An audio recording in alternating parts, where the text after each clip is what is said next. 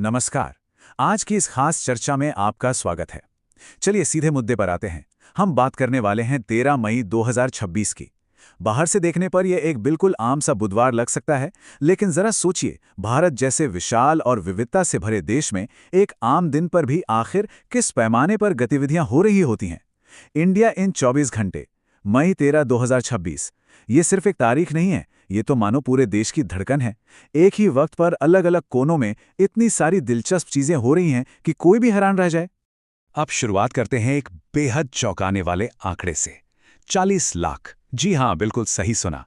आज के दिन करीब 40 लाख छात्र सिर्फ एक खास तरह की परीक्षा देने के लिए अपने घरों से निकल रहे हैं। ये कोई छोटा नंबर नहीं है। ये भारी भरकम आंकड़ा हमें ये बताता है कि सुबह की पहली किरण के साथ ही हमारा देश कितनी तेज रफ्तार से दौड़ने लगता है। सुबह से लेकर रात तक ये पूरा दिन जबरदस्त ऊर्जा और गहमा गहमी से भरा होने वाला है। Morning devotion and the national pulse. अब देखिए, आज पूरे देश में कोई आधिकारिक छुट्टी या पब्लिक हॉलिडे तो नहीं है, लेकिन फिर भी दिन की शुरुआत एक बहुत ही गहरे सांस्कृतिक और आध्यात्मिक एहसास के साथ हो रही है। असल में आज अपरा एकादशी है। यह एक प्रमुख हिंदू पर्व है जिसमें भगवान विष्णु की पूजा की जाती है और उपवास रखा जाता है। तो एक तरफ जहां करोड़ों लोग काम पर जा रहे हैं, वहीं लाखों लोग अपनी सुबह की शुरुआत बेहद शांत और गहरी श्रद्धा के साथ कर रहे हैं। अगर हम खासतौर पर उत्तर प्रदेश, महाराष्ट्र, गुजरात और राजस्थान जैसे राज्यों की बात करें, तो वहां लोग अपनी इस गहरी आस्था में पूरी तरह से लीन नजर आते हैं। यह रोजमर्रा की जिंदगी और अध्यात्म का एक बेहतरीन संगम है। और मजे की बात तो यह है कि इन सभी धार्मिक गतिविधियों को एक बहुत ही सटीक दिशा मिलती है हमारे हिंदू पंचांग से।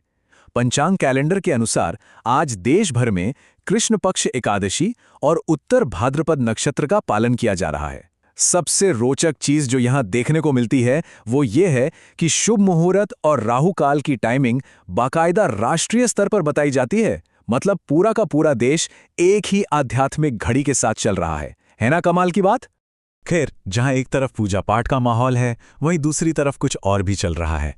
राष्ट्रीय समाचार चैनल और मौसम विभाग आसमान की तरफ टकटकी लगाए बैठे हैं। मॉनसून की ट्रैकिंग शुरू हो चुकी है। आने वाले मॉनसून से पहले मौसम में जो भी बदलाव हो रहे हैं, उन पर बारीकी से नजर रखी जा रही है। और हम सब जानते हैं कि ये मॉनसून की ट्रैकिंग कितनी जरूरी है। हमारी खेती से लेकर पूरे देश की अर्थव्यवस्था तक बहुत कुछ इसी पर तो टिका है।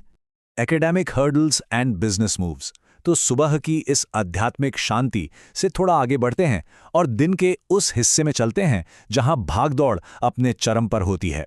ये वो वक्त है जब पढ़ाई लिखाई और बिजनेस की दुनिया दोनों की रफ्तार एकदम से तेज हो जाती है। याद है, हमने शुरुआत में 40 लाख छात्रों की बात की थी। चलिए उसी पर वापस आते हैं।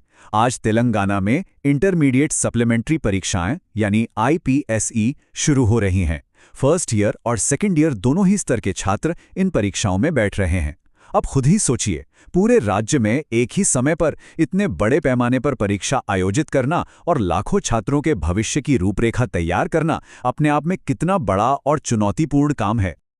और अगर हम देश के बड़े शहरों पर नजर डालें तो वहां एक बहुत ही दिलचस्प तस्वीर उभरती है। ज्ञान और व्यापार दोनों बिल्कुल एक साथ समानांतर पटरियों पर दौड़ रहे हैं।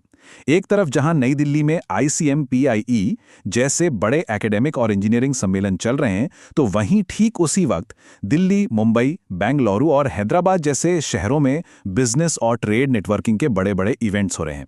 मतलब नए आइडियाज और बिजनेस डील्स का एक साथ ऐसा संगम वाकई शानदार है। अब जब हम बिजनेस की बात कर ही रहे हैं, तो शेयर बाजार और अर्थव्यवस्था के नजरिए से भी आज का दिन काफी गहमा-गहमी वाला है। बड़े इन्वेस्टर्स और मार्केट एनालिस्ट सब के सब दिग्गज भारतीय कंपनियों के वित्तीय नतीजों का बेसब्री से इंतजार कर रहे हैं। मिसाल के तौर पर डॉक्टर रेड्डीज लैबोरेटरीज को ही ले लीजिए। कंपनी के त्रैमासिक वित्तीय नतीजों पर पूरे बाजार की नजरें बिल्कुल गड़ी हुई हैं। आखिर कॉर्पोरेट जगत की आगे की रणनीति तो काफी हद तक इन्हीं नंबर्स पर ही तय होती है। Shifting political landscapes. जैसे जैसे दोपहर ढलने लगती है, हमारा ध्यान देश की सरकारी और प्रशासनिक मशीनरी की तरफ भी जाता है। आइए देखते हैं कि इस बदलते राजनीतिक परिदृश्य में चीजें कैसे काम कर रही हैं। यहाँ जो चीज सबसे ज्यादा ध्यान खींचती है वो ये है कि दो बिल्कुल अलग अलग राज्यों में एक जैसी सरकारी प्रक्रियाएं एक साथ चल रही हैं। इस समय तमिलनाडु में नई विधानसभा का गठन हो चुका है और शुरुआती कामकाज ने रफ्तार पकड़ ली है। वहीं दूसरी तरफ पश्चिम बंगाल में चुनाव के बाद प्रशासन और कैबिनेट की गतिविधियों में तेजी से फेरबदल हो रहा है। ये हमारे देश की उस प्रशासनिक मशीनरी को दिखाता है जो पर्दे के पीछे लगातार अपना काम करती रहती है। चलिए इन खास शब्दों पर थोड़ा गौर करते हैं। पोस्ट इलेक्शन एडमिनिस्ट्रेटिव ट्रांजिशन, यानी चुनाव के बाद का प्रशासनिक बदलाव। ये शब्द अपने आप में बहुत कुछ कहते हैं। इसका मतलब है कि चुनाव का शोर शराबा और रैलियां भले ही खत्म हो गई हों, लेकिन जो असली जमीनी काम है वो तो अब शुरू हो रहा है। राष्ट्रीय समाचार चैनल इन बदलावों को बिल्कुल निष्पक्ष तरीके से कवर कर रहे हैं। ये दिखाता है कि कैसे हमारा पूरा सिस्टम चुनाव के बाद राज्य को वापस एक स्थिर और सुचारू स्थिति में ले आता है। Evening entertainment and IPL action. अब दिन ढल रहा है और काम खत्म होने के साथ ही देश की ऊर्जा का स्तर भी बिल्कुल बदल रहा है। अब फोकस शिफ्ट हो रहा है आराम, लाइव इवेंट्स और हाँ, खेल के मैदान की उस जबरदस्त प्रतिस्पर्धा की तरफ। जैसे ही शाम होती है, पूरे देश का ध्यान अपने आप क्रिकेट के मैदान की तरफ खिंच जाता है। आईपीएल 2026 का लीग स्टेज इस वक्त चल रहा है और आज एक बेहद रोमांचक मुकाबला होने वाला है। रॉयल चैलेंजर्स बैंगलोर बनाम Kolkata Knight Riders. Shaheed Veer Narayan Singh international cricket stadium में होने वाले इस मैच के नतीजे प्लेऑफ्स की रेस के लिए बहुत ज्यादा मायने रखते हैं। जाहिर है, फैंस का उत्साह इस वक्त सातवें आसमान पर है। अब देखिए, एक तरफ तो स्टेडियम में हाई स्टेक्स क्रिकेट का रोमांच है और वहीं दूसरी तरफ दिल्ली एनसीआर और गुरुग्राम की नाइट लाइफ पूरी तरह से गुलजार हो चुकी है। और यहाँ इवेंट्स की जो वैरायटी है ना, वो सच में कमाल की है। लेट नाइट कॉमेडी शो से लेके सूफी संगीत की महफिल रोमानियत तक, शहर में रात को रंगीन बनाए रखने के लिए बहुत कुछ हो रहा है। दिन भर की थकान के बाद रिलैक्स करने के लिए हर किसी के स्वाद का कुछ ना कुछ यहाँ मौजूद है। और जब लाइव एंटरटेनमेंट की बात चली ही है, तो स्टैंड अप कॉमेडी को कैसे भूल सकते हैं। देश भर में लाइव शोज का क्रेज बढ़ता ही जा रहा है। कुणाल कामरा का standing up live comedy tour इसी मई के महीने में पूरे भारत में चल रहा है। ये इस बात का एकदम साफ सबूत है कि लोग अब घरों से बाहर निकलकर एक साथ बैठकर हंसने और लाइव शोज का मजा लेने को कितनी अहमियत दे रहे हैं। लेकिन रुकिए, बात सिर्फ कॉमेडी या सूफी संगीत पर खत्म नहीं होती। आज देश में होने वाले इवेंट्स की जो विविधता है, वो सच में चौंकाने वाली है। एक तरफ भारत के कई शहरों में हाइब इंडिया के के-पॉप पॉपअप इवेंट्स चल रहे हैं, जहां युवाओं की भारी भीड़ जुट रही है। और वहीं दूसरी तरफ बिल्कुल इसके उलट मुंबई के नेस्को सेंटर में हाईरॉक्स इंडिया का एक विशाल इंडोर फिटनेस रेसिंग चैलेंज भी हो रहा है। अलग अलग तरह के लोग, अलग अलग शौक, और ये सब एक ही वक्त पर एक ही देश में हो रहा है।